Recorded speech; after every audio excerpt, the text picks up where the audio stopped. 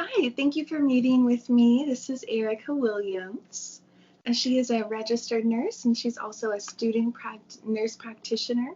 She's currently working in a doctor's office and also working on her master's degree. And she's active in her community. So I just wanted to get her idea on how we can help support the local homeless here in Lompoc. And she's from Lompoc and now she lives in Pittsburgh, Pennsylvania. Thank you for meeting with me, Erika. Thanks for having me. Well, so I just wanted to get your idea on how we can support our homeless here with the hospitals and our existing facilities that we already have. I think part of like individuals, how we can help would be education and trying to, I think, personalize care versus think of it as a huge thing.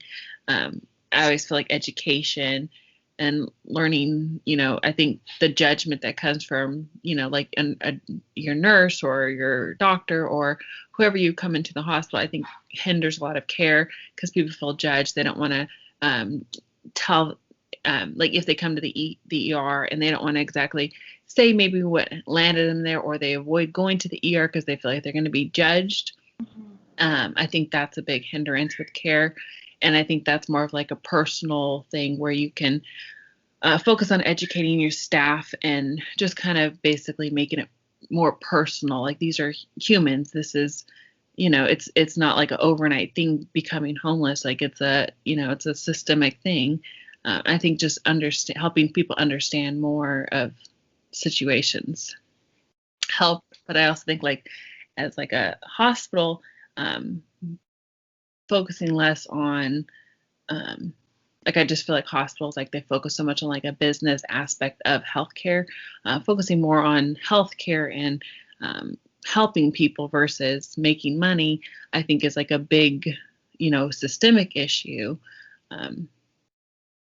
that I think needs to be addressed, but obviously that's more complicated. So I always focus on individuals because I feel like although it won't change the system, if having a nurse that you can, you feel like you trust with your health, and just being able to talk to somebody can make an adjustment for one person.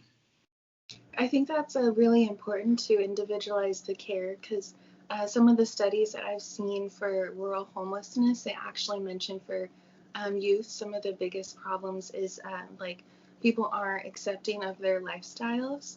And that can also go into an educational aspect as well as medical.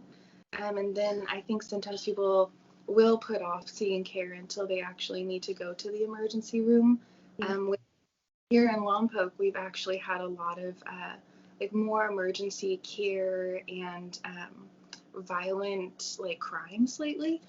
So which is actually really added to the budget for taking care of people. So I think it'd even be more sustainable if we could even budget to help these people by having as you were mentioning, training, which can kind of hopefully eliminate some of the stigma that's surrounding the homeless population. Mm-hmm. Yeah. And then what are you think the main health concerns that typically homeless people are facing? I think for anyone that's homeless or underinsured, the issue is preventative care. As you mentioned, they go only if you don't have health insurance, you may only go to the ER when something's an emergency versus, something when it's down the line, just getting your normal checkups. They could catch something earlier. You know what I mean? I think preventative care or catching things when they're earlier, you would go to your doctors or you would go to urgent care if you had that option.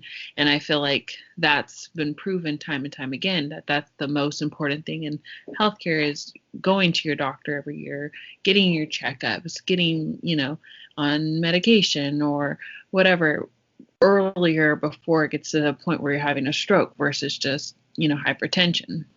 Yeah, that's a really good point. So what do you think if we had a holistic wellness fair?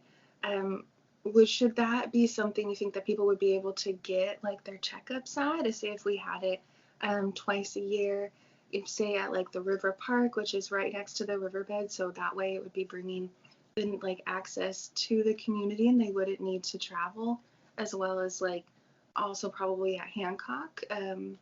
Do you think that would be something that people could probably take advantage of? And if so, like what type of services would be most beneficial at something like this, especially in a rural setting?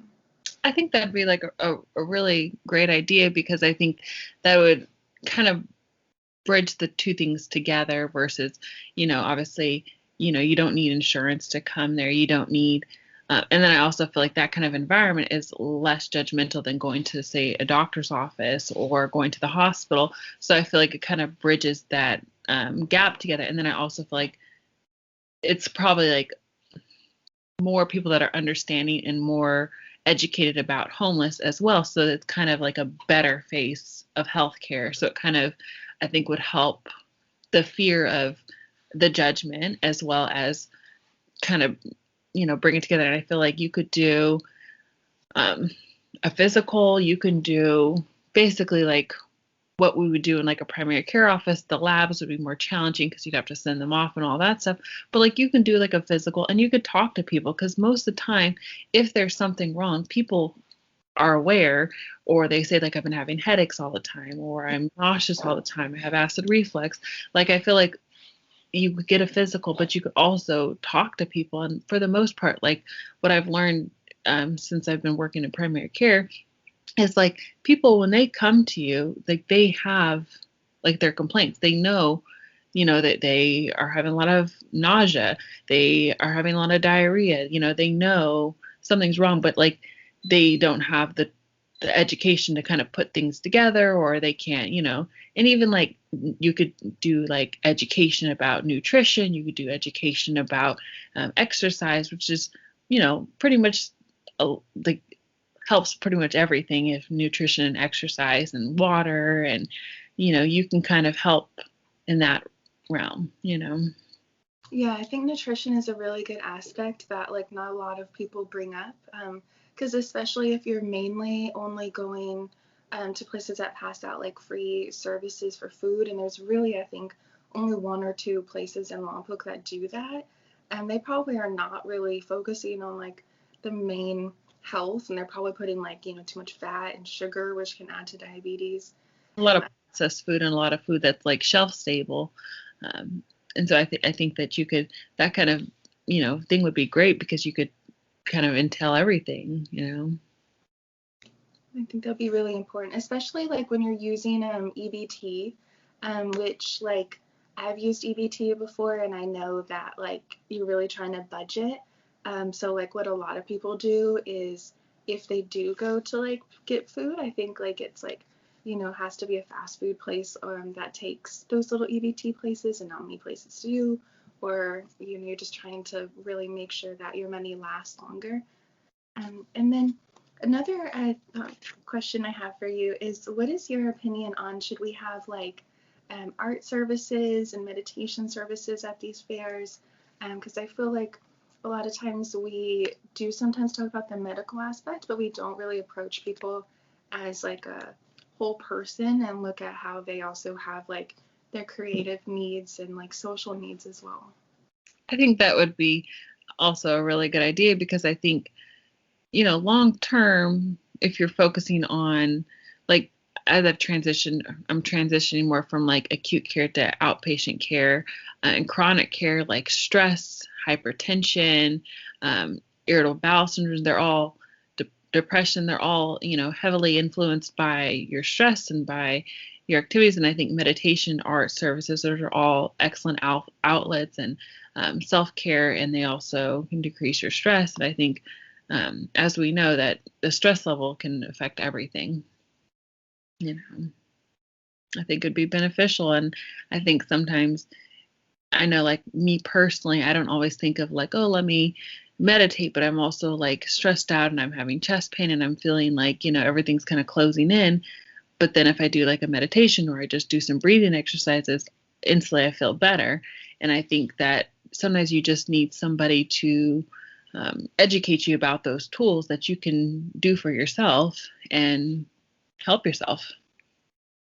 Yeah, because I feel like those aren't really very much talked about for tools like that. Like you can also do like the tapping, and then can like center and like focus in on like what's around you by like looking at like the 5 different things and trying to focus in like a panic attack. And I think no one ever really discusses that with most of our vulnerable population that actually need to hear that. It's more just like, okay, cool, like go to the doctor, take this medicine, but that doesn't really fix the problem. And then I think, like, obviously, like we've said, like, if they're only going to the doctor or seeing somebody in like an emergency situation, like if you go to the hospital, no one's going to be talking about meditation or, trying to decrease your stress. They might give you like a pamphlet saying decrease your stress, but no one's going to actually like break it down to you. No one's going to actually like work with you on long-term things, which, it's ultimately, I think, long-term wise, it's more important than just the short-term stuff, once you get over that hump. We want to like make sure that our homeless population's needs are met like in the long term, because so far what we've really done in the town has been very short term, and then every year it seems like the government officials are complaining and putting more blame on that community, when really if they just took the time to be proactive, they could actually support the community instead. Yeah. Well, thank you so much for speaking with me, Erika. I really appreciate it. I'm glad you had me. Thanks. Talk to you soon. Bye.